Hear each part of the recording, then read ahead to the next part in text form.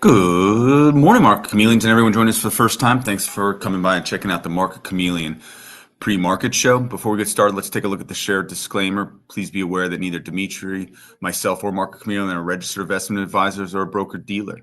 If you're searching for investment advice, please reach out to a licensed professional. This show, as all our shows and webinars, are for informational purposes only concerning Market Chameleon tools and products. With that, one last look at the disclaimer. And let's welcome Dimitri Pargamanik to the stage. How you doing, Dima? Good morning, Will. How are you? Great. Let me share my screen here. And I think today what we'll do is cover how to analyze trading activity and using surrounding data to improve the quality of executions on your trades, potentially get trade ideas, and look if we could identify potential theoretical trading edge. Okay, so kind of like all three we're going to discuss. And what we're going to do is analyze some actual trading activity, look at it from the perspective of where the trades occurred versus the markets, and see how can we think it through to see, is there an edge in that particular trade? Okay, so I'm going to use, let's look at our spread screener. And under screeners, go to Multileg trade screener. And you could do this with, single leg options, but this is just going to make it a little bit easier for us to take a look at. From our perspective, I'm going to actually just close. Let me see if I could. I'm going to close these filters here to expand our screen. And on this screen, we're looking at what Market Chameleon detected as complex orders or spreads that traded in the market. And if you scroll over to all the way to the right-hand side, what this shows us is the trade price that this particular put spread trade, July 18th, 199, 200 put spread, on average traded at 17 cents weighted average price. So if we come over here, you could see this traded 5 times on a day with 104,000 in 2 contracts.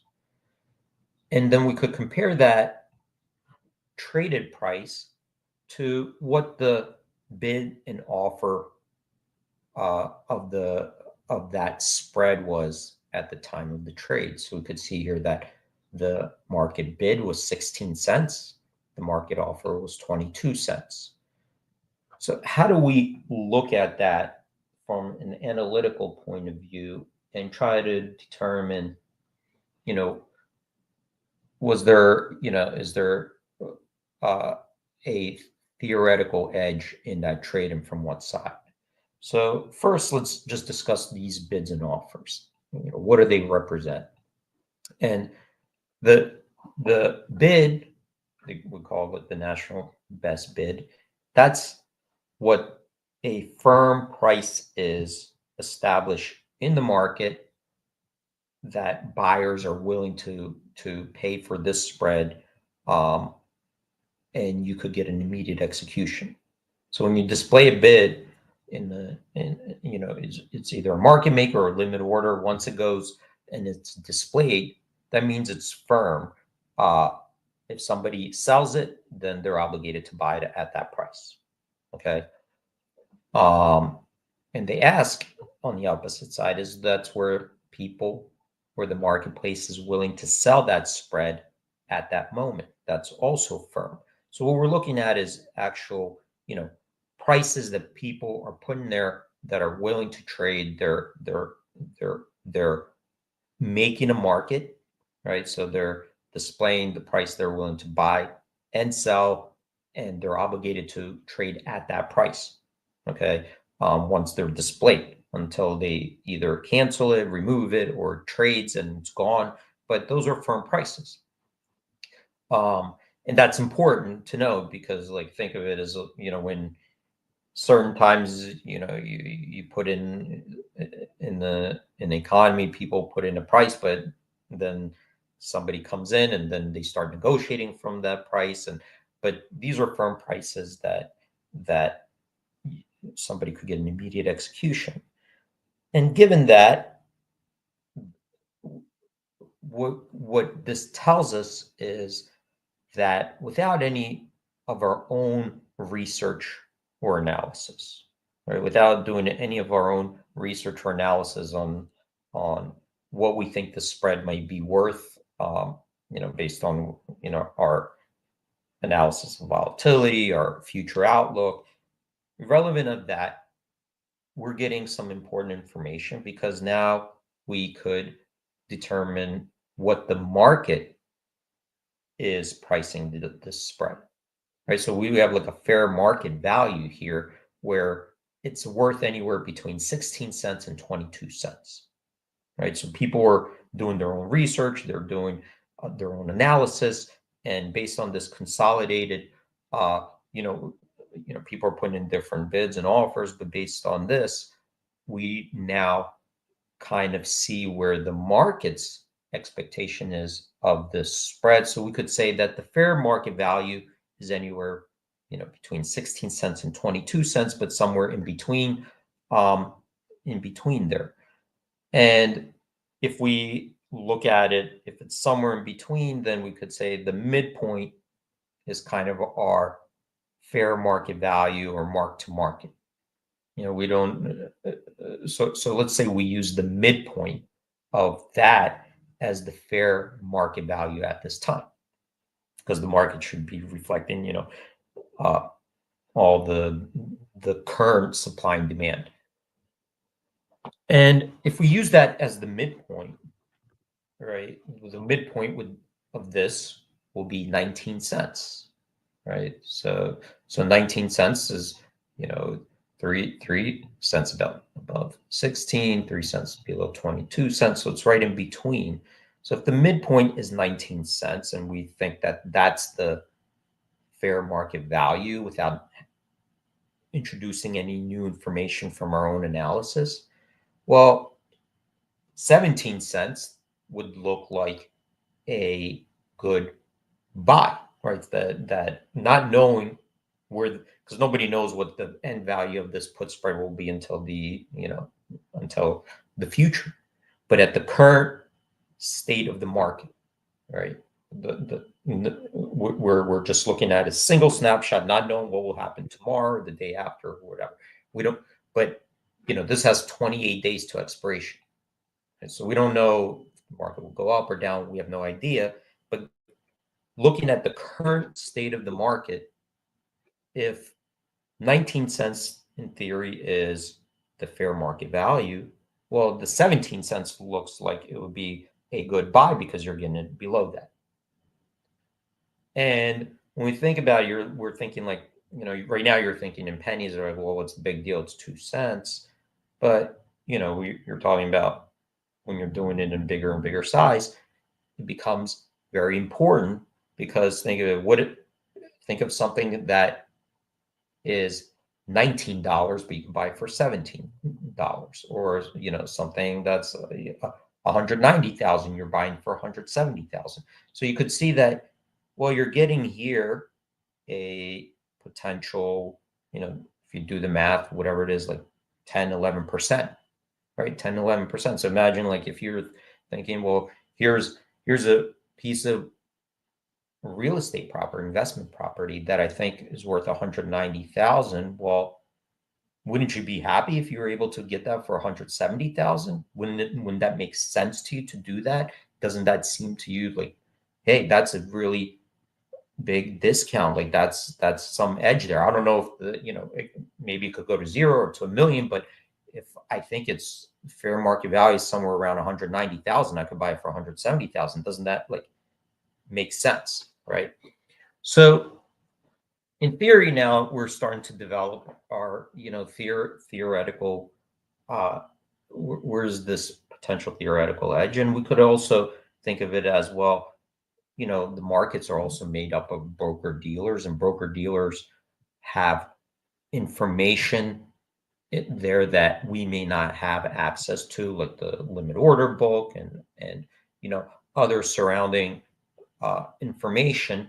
So if they're willing to bid, at this price or ask, so they're, that it seems like, fair, and they're trading there, it seems that they may also look at this as potential edge, right? So that's one thing to start, contemplating. And yes, it traded, but it traded 5 times, and maybe there's a chance if you put in a bid there, you might be able to trade, right? Because if somebody's willing to, somebody needs to do something, right? There's always somebody who needs to do something and willing to sell it at that price because they, for whatever reason, right? But we're looking at it from the perspective, well, we might not need to do anything, but if we're traders and looking for potential edge and potential opportunities, well, we could always add to liquidity. We don't need to be active. We could be passive liquidity providers trading for edge, right? Think of it that way. Like, we don't need to figure out, well, I don't know where the stock's going to go up or down, but can we be passive to find theoretical edge in the market that we might be able to participate? So it never hurts to say, well, I wouldn't mind buying that for 17 cents. Let me try to put that bid in to see if I could get an immediate fill. So that's one thing to think about. Okay, there's theoretical edge, but we could take a look at another and say, how do we feel based on our analysis? Is this look like a, highly priced or low, on the low end price spread? So if we click on this, right, click on this, and this will take us to an options chain. Now I'm on this option chain, and this option chain populated these legs for me. See, so it just picks a side, selling or buying, but you could reverse it. But what it will do is I'm going to run this analysis, and it'll look at the spread. Right now, the spread is 14 cents from the bid side, 23 cents on the ask side. But what do we think it could be worth? Well, if we ran a theoretical value based on how the stock moved historically, then we see that the value of this spread in theory on average is 26 cents, sometimes higher, sometimes lower, but on average, it's 26 cents. So what do we say? Like 17 cents doesn't seem like a crazy purchase price. What about if we looked at it from the perspective, where does the market usually tend to price the midpoint for similar spreads? So this is based on how the stock moved. What about how the option prices move theoretically? And here we say 19 cents. So this is going a couple years back and saying usually the spread historically ranged from as low as 11 cents to 28 cents with an average of 19 cents. So 17 cents doesn't seem like a crazy price.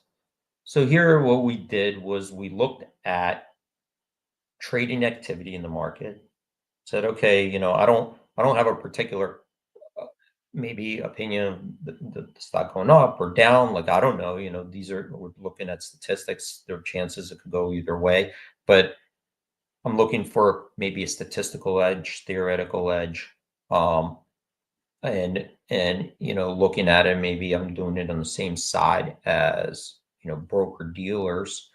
So this particular spread may look interesting to me from the perspective of, let's come back, where it's trading close to the bid, a little bit above it.